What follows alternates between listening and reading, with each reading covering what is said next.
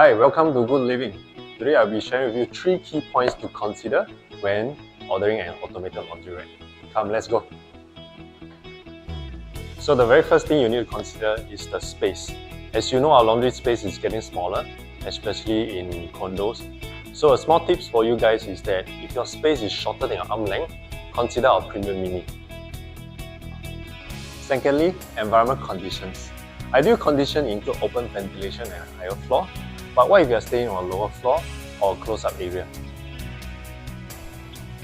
So getting a rack with drying features will help to reduce your drying time. Our Premium Pro comes with quad fans.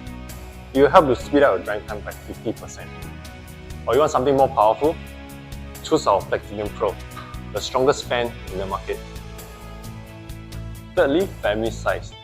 If you're a small family of 2 to 3 people, Premium Mini will be the ideal. However, if you're a bigger size family, consider upgrading to Platinum Pro or Premium Pro. So there you have it, the 3 points to consider when getting an automated laundry rack.